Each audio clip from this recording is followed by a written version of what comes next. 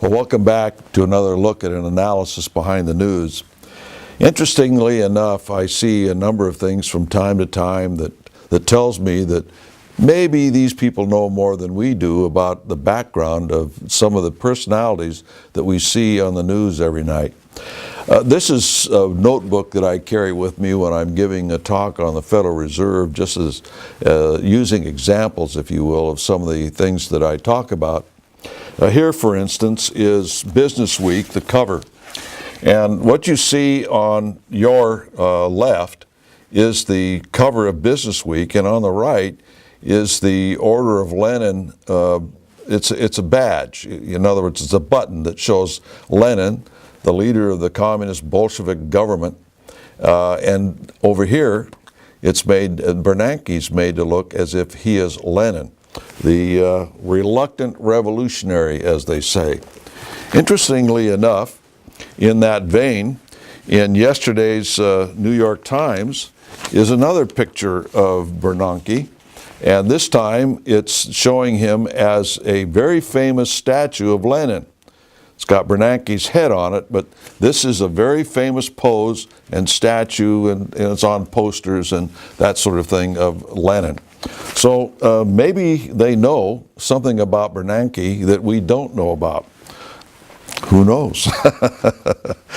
At any rate, I saw also in this morning's New York Times that Obama visited the prison where Mandela stayed. And it shows a very stark, austere cell. And this is supposedly where Nelson Mandela spent his time in prison. Well, I had the pleasure, if you will, of meeting Nelson Mandela. And Nelson Mandela was the mayor of the largest black city in the world. It's called Soweto in South Africa. And at that time, the official numbers was 1.5 million people. But he said that if you add in all the people who've come and immigrated down from the north into South Africa that settled into these shanty towns around Soweto, he says the numbers were well over 2 million. At any rate, it was a black city. Nelson Mandela was the mayor of this black city, and he was a Mercedes dealer. And dumb me, I said, well, who did you sell your Mercedes to? He says, it's a black city. He said, you have the idea that Soweto is those shanty towns that all the newspapers in America, they photograph and put in those newspapers, and you think that all the blacks in South Africa live in abject poverty. He says, let me show you a picture of my house. And he did, with the neighborhood he lived in, very upscale. In today's standards, I would suppose in the average community, it would be homes that would be somewhere over 600,000 or more, at least, in that. But he showed me pictures of Mandela's cell. He said, now you have the idea that he lives in this little austere cell. He says, these photographs, and he showed them to me. I wish I could have had the ability to have copied them at the time. I didn't do it. It had plush couches and chairs and so on and so forth in it. It was a working office, and he had two outside lines, one local and one for long distance. The man was not living in an austere cell. He was living more in an apartment in this prison. And he could have visitors and everything else. The image, in other words, was totally different from the reality of this imprisonment, at any rate. I reported here recently that the United States government is going to buy Russian helicopters for the Afghani security forces. And, you know, it makes you wonder why. Why don't we sell them American helicopters?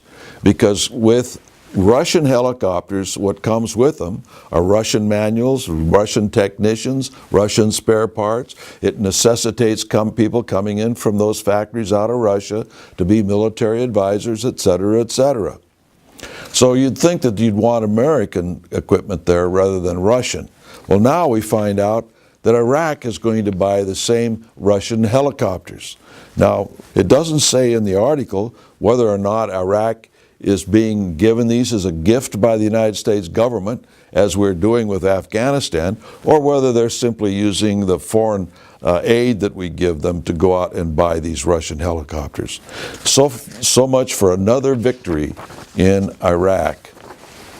Another thing that's being done, and I've reported this before, is that China is buying up Iraqi oil.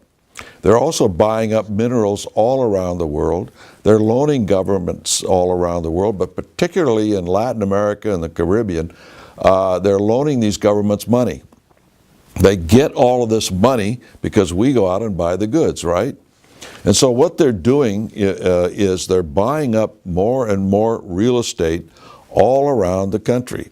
I've reported on this before, but if you take a look at it, they're building housing projects there's one that's going to have 3,100 homes.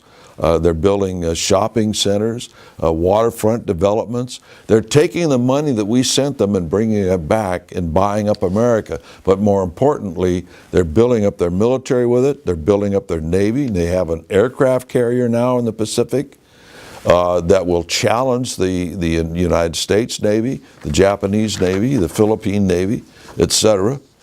And they're surrounding the United States in the Western Hemisphere, in Latin America, with friendly governments that they influence because of the investments that they're doing there, the purchasing that they're doing there, the loans to the governments they're doing there, etc. And it's all being done with the money that we use to buy their goods.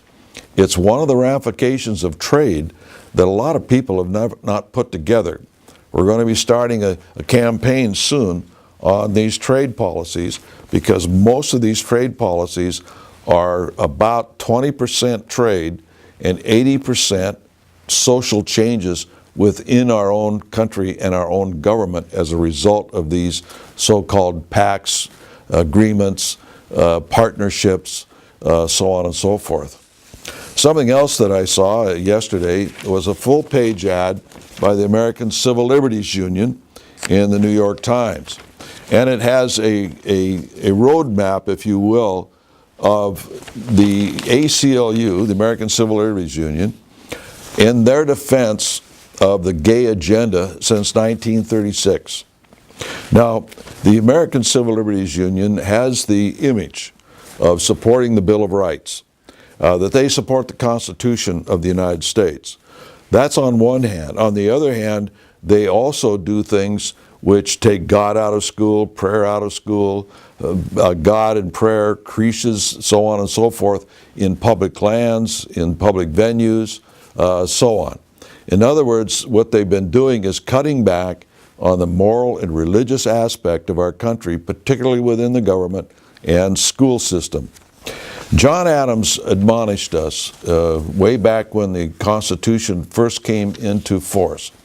He said, our Constitution was made only for a moral and religious people.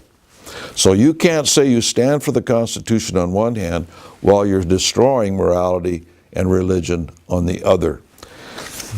One of the things that I haven't said in a long time is that the American Civil Liberties Union was headed up by a man years ago who said that the purpose of the American Civil Liberties Union is to build communism. That's the goal. And he was their executive director for 50 years. With that, I think I'll leave the rest till next week. I'll see you then.